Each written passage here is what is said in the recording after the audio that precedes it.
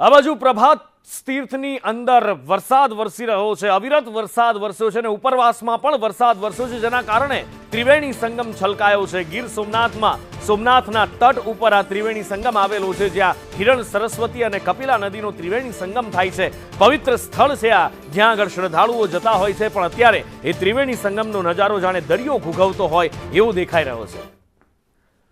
ત્રિવેણી સંગમના આ દ્રશ્યો કે જ્યાં દરિયો ઘૂઘવતો હોય એવા દ્રશ્યો જોવા મળી રહ્યા છે। પવિત્ર ત્રિવેણી સંગમ કે જ્યાં આગળ હિરણ, કપિલા અને સરસ્વતી નદીનો અહીંયા ત્રિવેણી સંગમ થાય છે અને અહીંયા શ્રદ્ધાળુઓ જે સોમનાથ દાદાના દર્શને આવે છે, અહીંયા પણ દર્શન કરતા હોય છે, પણ અત્યારે આવન જાવન પર રોક લગાવી દેવી પડે એવી પરિસ્થિતિ આવી ગઈ છે।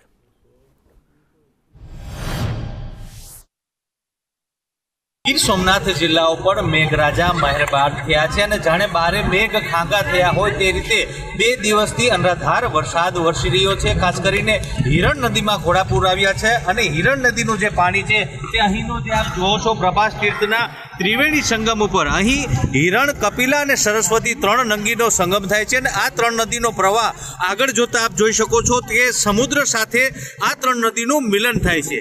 આ પવિત્ર જે ઘાટ છે ત્રિવેણી સંગમ ઘાટ ઉપર આજે પાણીનો વિપુલ માત્રામાં પ્રવાહ આવ્યો છે અને નવા નીરના પગલે જે ત્રિવેણી ઘાટ પણ છલકાયો છે, જેને લઈને અહીંના સ્થાનિકો અને યાત્રિકોમાં ખુશીનો માહોલ જોવા મળી રહ્યો છે। રાકેશ આહિર, સંદેશ ન્યૂઝ, ગીર સોમનાથ।